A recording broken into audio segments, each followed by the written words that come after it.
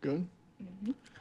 All right, Baltimore City Council Ways and Means Committee, we're here for ordinance 24-0521, ordinance of estimates for the fiscal year ending June 30, 2025. Mayor Costello, councilman for the 11th district, chair of the committee, joined by Councilwoman Odette Ramos, 14th district. Nia Garrett, staff to the committees to my immediate right. We're also joined by representatives from the mayor's office, council president's office, council services, and BBMR. We're starting off with Visit Baltimore. Mr. Hutchinson, you take it away, introduce your team, we'll go from there. Thank you. Thank you, Mr. Chair. Good morning to the council and all the representatives in the room. Al Hutchinson, President and CEO at Visit Baltimore. And I'm joined this morning by our Chief Financial Officer, Mr. Craig Vey. And also in the room with us is our Senior Director of Community and Government Affairs, Mia Blom. And Mia also is our Director of our Education and Training Foundation. So, Mr. Chair, first I just want to start off at the top and, as always, thank you and the council, the mayor's office and team for your partnership with Visit Baltimore. Just to remind the audience, we are the official destination marketing organization for Baltimore City. So everything we do all day, every day is telling the good news stories about Baltimore to drive visitation here to our community for folks to come in and spend money at our hotels, our restaurateurs, our museums and attractions, go to all of our great neighborhoods and leave with a great experience of Baltimore City and go tell their family and friends where they live that Baltimore is a must-see destination and come back to see us. So that's what we do. Our team does that all the time. We're a team of 51 full-time employees today. Pre-COVID, we were a team of 65 people. So we went down to probably 47, and we're slowly recouping. But we're excited about where we are as a team, and we continue to tell the good news stories. You will see in your deck from us what our goals are for FY2025. Really going to focus on 3 primary areas, and we'll do a lot more than this, but we want to continue to expand the creative storytelling about Baltimore City. All of our neighborhoods are a part of our storytelling. I think we left with you all our annual report, as well as our most recent visitor's guide. But we're more than just one particular neighborhood. We're trying to tell the story of all 200+ neighborhoods in Baltimore. And we'll be partnering with different city agencies and other folks to tell a broad-based Baltimore City story. One of the other areas we really want to focus on is to continue to increase our hotel room nights that come to Baltimore City. We want to increase it this year 6% over what we did last year. And keeping in mind why hotel room nights is very important, because the way state legislation is set up, our funding model, the 9.5% hotel bed tax, the city collects 60% of that, and we collect 40%. And so as we do better in hotel taxes, bringing conferences, conventions to Baltimore, Baltimore City does better. So we're very connected to the work here for Baltimore City, and we want to continue to bring more revenue to the bottom line of Baltimore City. And then the third area that we're going to really be focused on, and we're thankful to Mayor Scott and his administration for putting the bill out, or legislation to create a Baltimore Convention Center task force. It was approved this year's General Assembly session, and we're thankful for that legislation. And our board chair is working to put together the team of 23 stakeholders that will be part of the task force, whose job will be to look at the governance of the convention center, look at future modernization, renovation, what that looks like programming-wise, financial-wise, and how do we move forward on improving a great asset to Baltimore City, and that we need to really increase that. So those are the 3 main goals for us, Mr. Chair, that we're going to be focused on this coming year. We did also leave at your setting just one of the exciting news. We unveiled a new mobile visitor center at Preakness this past week. We got rave reviews about that. That was done by a state grant we received from the Commerce Department. We partnered with a company called Fuse Ideas to retrofit a container And the good news about this mobile visitor center, we'll be able to take it to different neighborhoods to celebrate all the goodness about Baltimore. But on that mobile visitor center, it's celebrating Baltimore from all our the first gas light. You'll see that, a part of it. We partnered with Ernest Shaw, a local Baltimorean that painted a mural that highlights UB Blake and some of the young folks, their contributions to Baltimore City. We'll be showcasing a number of small business owners. They'll be able to sell their wares on this mobile visitor center as we take it around the city. It has the white marble steps celebrating Baltimore, as well as the rooftop that we have on that mobile visitor center. Our goal is to take it not only here locally to celebrate festivals, but also to take it up and down I-95 to a Yankees game when the O's play in New York, to celebrate Baltimore and drive traffic here. We'll take it probably as far south as D.C. to a Nats-O's game to drive that traffic from the D.C. area back to Baltimore. And the last thing I'll just share is we also included, just for information purposes, the budgets from the competitive set cities that we compete against on a daily basis, just so you can see. I think our team does tremendous work, amazing work with our budget, and we're thankful for the budget we have. But I think it's important for you to see the competitive nature of this industry and what we're up against every day in competing against cities like Louisville, Kentucky, and Detroit and Cleveland that have sizable budgets, and we still do very well. So with that, Mr. Chair, I'll pause. Again, thank you for y'all's support, and we'll be open for any questions you may have. Thank you for the excellent work, Al, from you, Craig, Mia, and the entire team. I appreciate it. Ramos? Thank you. Thank you, Mr. Chair. Thank you. I have to say, this, in terms of marketing and your language around marketing the entire city and telling the city story, has vastly improved over the last 4 years that, I'm been here and we've been in these.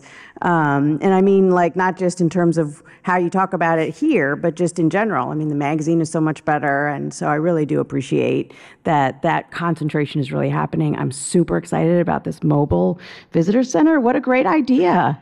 What a fabulous idea. Yeah, no, I think it's great. So I really appreciate it. I had a question. I had a couple questions. One is I don't know if you were involved with this, but there's an indicator under equitable neighborhood development for visitors to Baltimore.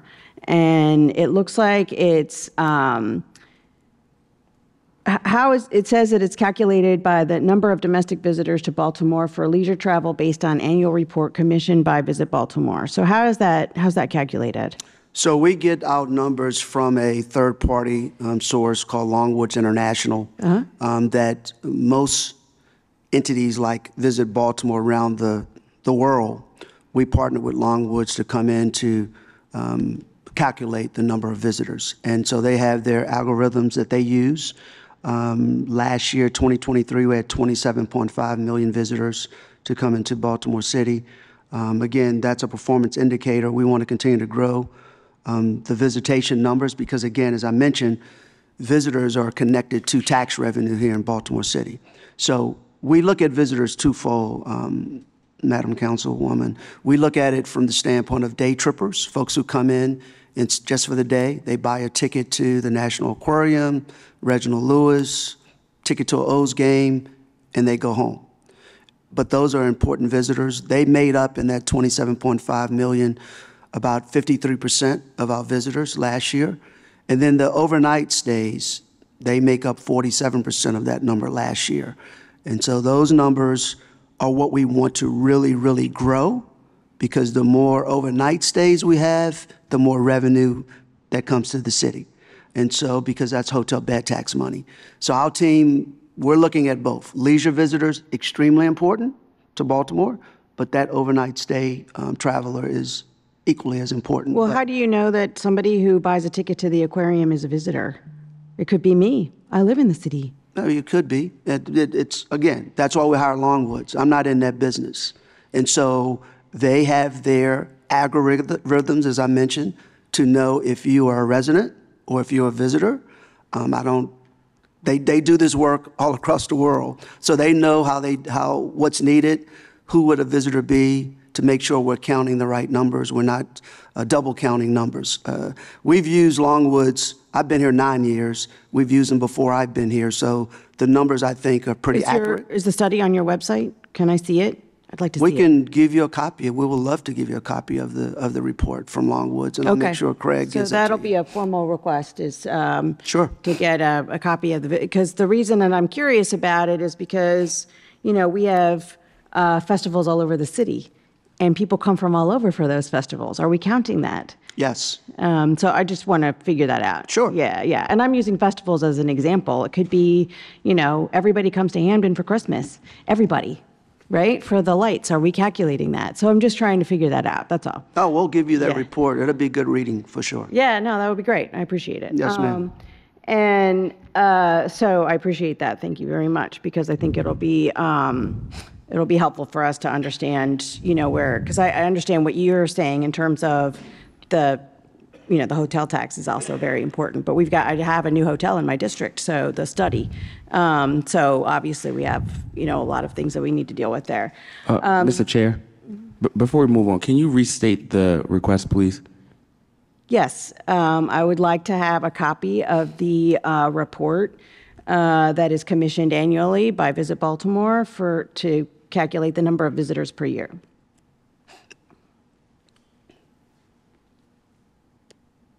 Thank you.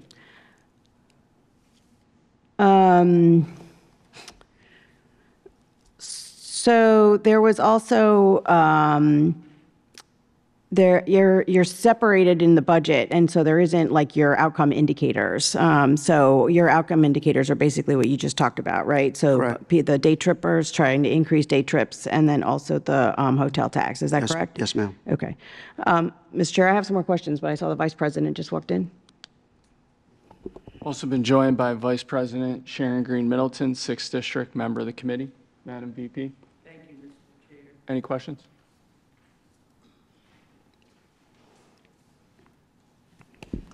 I apologize for missing the presentation, but I guess I just first want to thank Visit Baltimore and your leadership for the things that you do in the city. You have personally helped me with things like when organizations that I belong to and when they come here in Baltimore for meetings from different locations around the country, your office steps up and accommodates and just helps in any way that you can. And I appreciate that.